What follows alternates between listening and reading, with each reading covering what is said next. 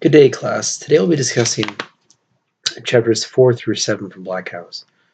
We'll start off with chapter 4, page 73. This is where we're introduced to the character of Jack Sawyer. We find out that he has a history with Dale's character, the chief of police, that he's now living in one of his relatives' homes that he purchased years earlier and has now moved to Wisconsin recently from Los Angeles. And also we get brief mention then of the first book, The Talisman, which Black House is a sequel to.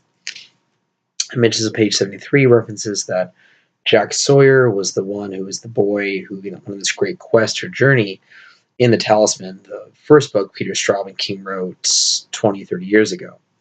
And so it really ties into how this continues on, this idea of the quest story.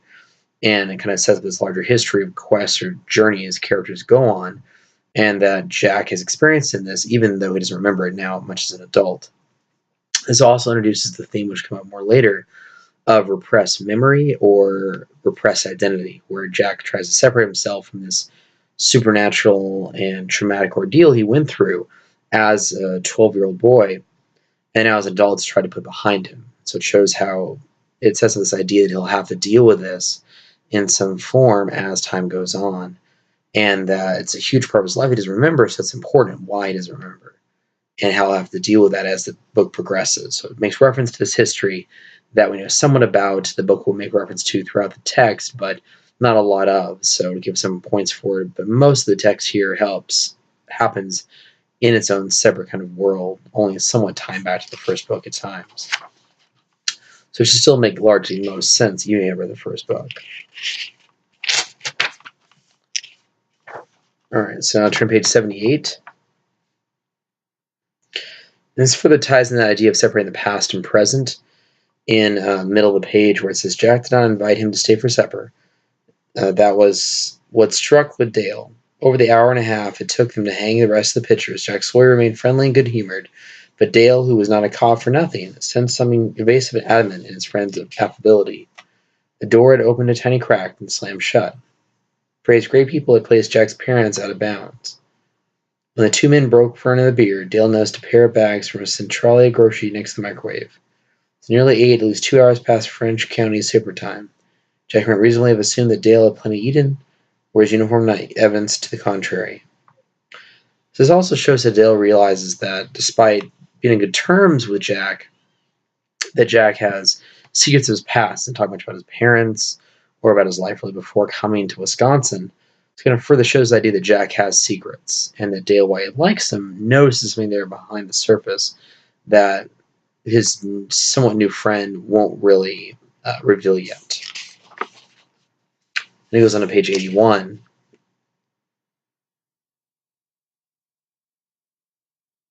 And this also ties more this idea when you have Jack thinking about how he was once a cop and memory then of a murder he saw at Santa Monica Pier. So you get bits and pieces of one of the last crimes he saw before he left LA. And so further kind of shows that his memories gradually, underneath the surface, coming up in bits and pieces to the surface, that he tries to fight back but keep coming back to him. So it shows their importance. And this idea of having to face the past is a theme the book's establishing through Jack's character specifically.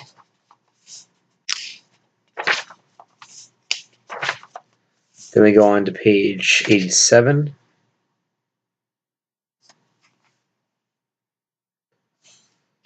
And this one, Jack finds the small red feathers of a bird in mysterious places around his home. And this frightens him because it also reminds him of a past he doesn't want to face, and further cracks in him kind of repressing his own personal history. And he can't understand why these things are here, and also raises fears he has of his own sanity, that is possibly someone losing his mind because he doesn't want to fully face the past, and also can't explain how these objects like the bird eggs and the feathers keep appearing around his home. So it further shows Jack trying to grapple with his past and his present and keep the two things separate further, even though they keep coming back up to him. Then move on to page 101.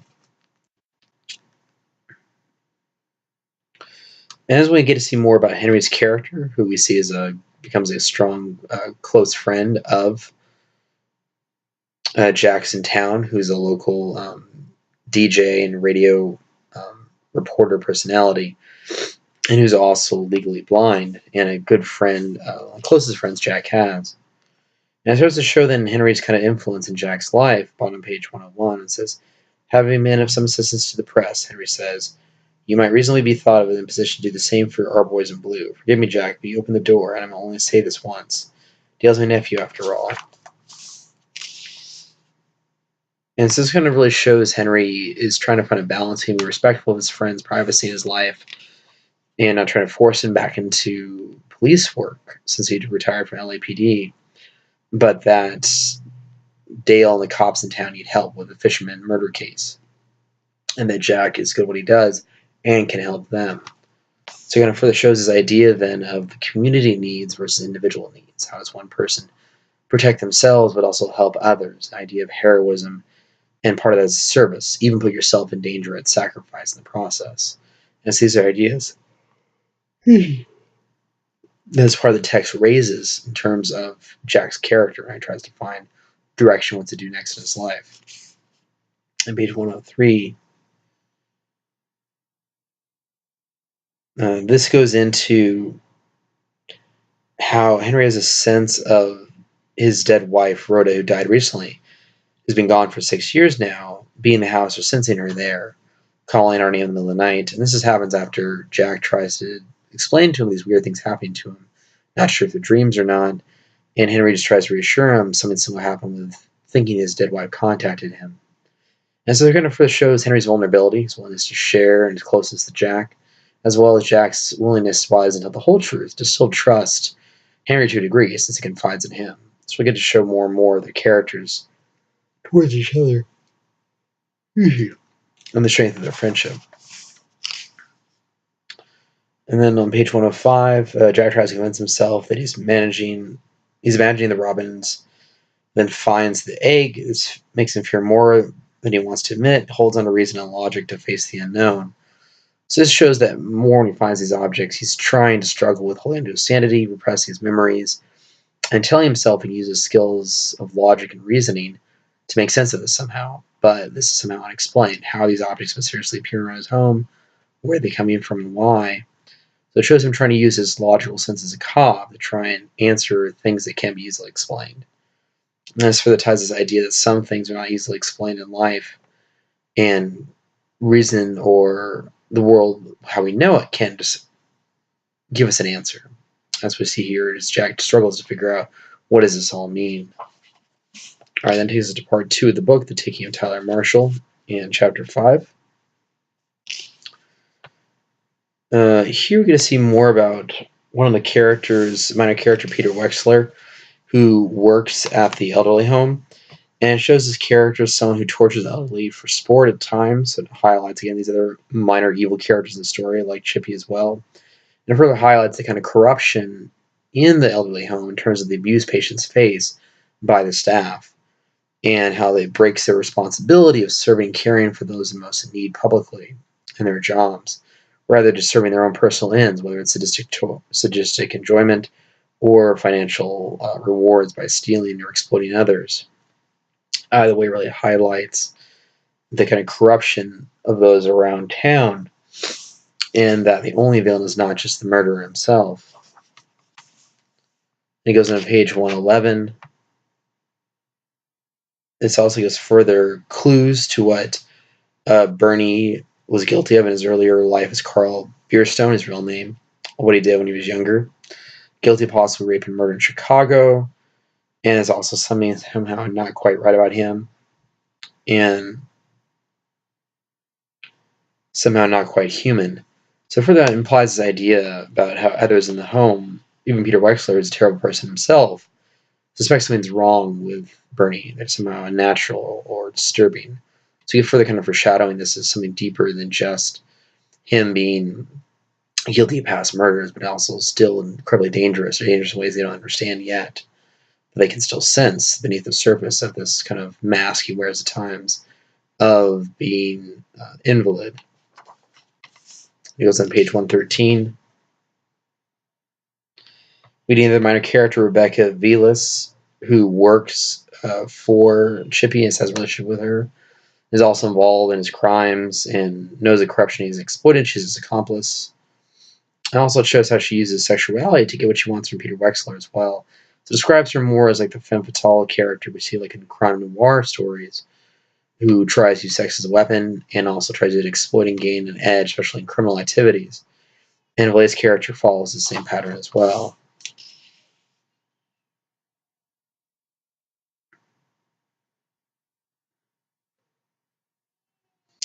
Then page 115, we have reference and we see Bernie talking to her to this creature called Gorg from the mirror.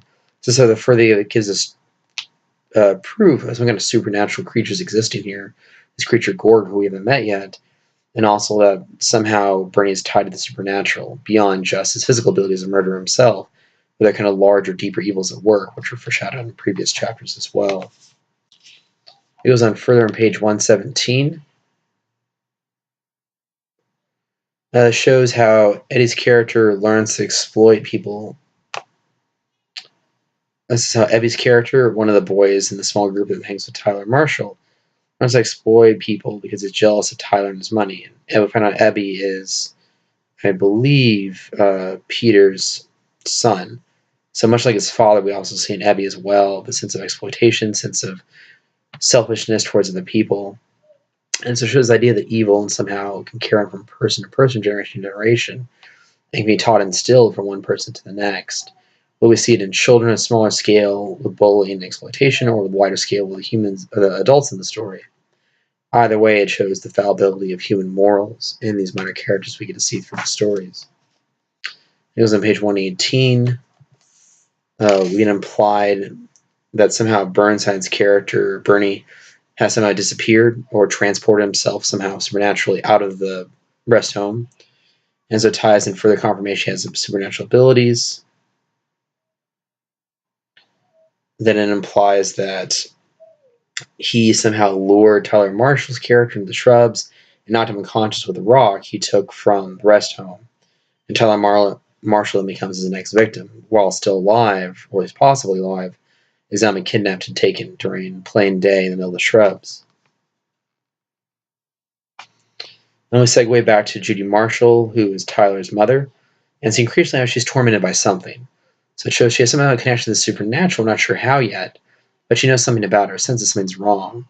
And she senses more, especially as her same day and around the same time as her son's being taken. So it shows this ties into her awareness something very wrong is happening in town. And also now her son's been brought into it.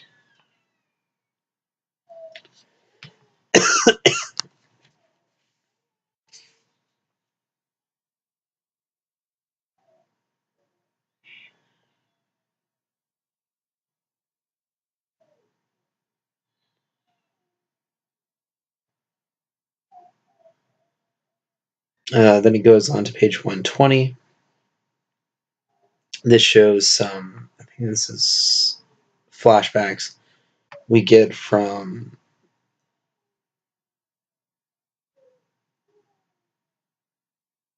Judy's character, and shows flashbacks she has from music that she hears of possible sexual abuse or implying possible sexual abuse by her father from years before. So it kind of further highlights the idea then of human evil as a theme of the story as well. That supernatural isn't the cause of evil, the people are capable of themselves, as we see this implied abuse or sexual threat Judy faces a younger person from her father years before. And his memories are something that she still has lurking inside her head, not just the current pain that she deals with. And he goes to page 121. Judy's nightmare implies that she senses Ty has been taken. That's what awakens her and disturbs her so much. Let's see, it goes on to page 122. Page 122, we find the notes and the organs that she believes that she sees. And this makes her then further fear that she's somehow, that Tyler's been murdered. And this is a message left behind by the fisherman. So they kind of further connects that her visions are not just of general nightmares, but also tied directly to crimes going on in town. And then it cuts back to the scene where Charles Bernstein is. He has blood on his mouth. and has the rock he used to knock out or possibly kill Tyler. This further shows that he's guilty of this crime. He was one of the shrubs who attacked and took Tyler Marshall. And leaves us also wondering then if he actually killed them. Then he goes on to page 126. And this goes on to Ebby Wexler, one of the kids who was with Tyler in this appearance. And when they're trying to find him and realize that he's gone, and that he wants to not believe that anything could have happened to Tyler or to them. It kind of further shows this idea of separation. People don't want to accept they can be potentially victims of crime and try and will themselves into disbelieving it to protect themselves out of fear of what's out there and fear of their own vulnerability. You see the kids do this as well, and they start to realize something happened to Tyler. We go on to page 132. And it goes into more of Judy's delusions. She was saying how it thinks Tyler's dying or gone, thinks the walls had some kind of gateway, and she scratches her hands trying to cut her way into the walls. This is when her husband finds her this way. And that ends goes into chapter 6. We go on into chapter 5, excuse me. They go on to chapter 6 now. Turn ahead to page 146. And this shows more of Fred's character and his genuine fears as he goes to try and comfort his wife in fear that she actually is losing her mind. And he gradually sees pictures or signs of her instability for some time. Then this breakdown further confirms it for him why he believes she's lost her mind. And this makes him further fear that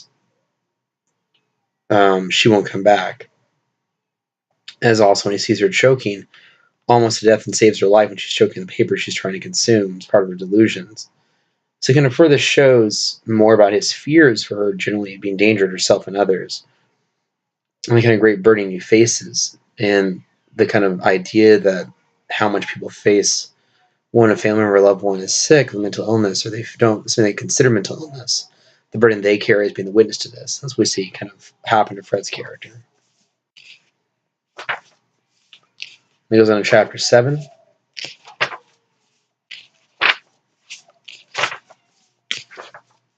Page 160.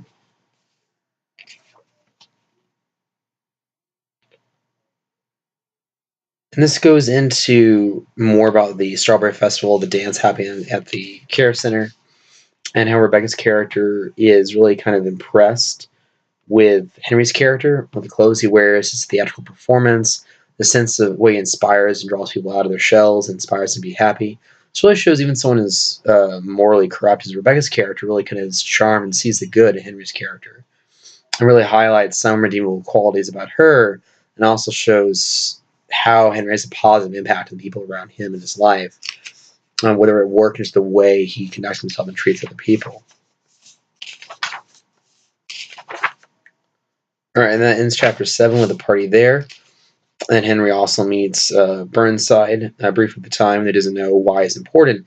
He does meet him as well as the people there. And you get a sense of even him being a terrible person, the way he treats other people there, and just from the brief encounter they have. So it highlights Henry. Then he gets more involved in the story more directly by having contact with Bernie, even though he doesn't know he's the killer. All right, that ends chapter 7. All right, now we'll go on to the next video section after we have some lectures that are posted to read in the following weeks. All right, have a good day.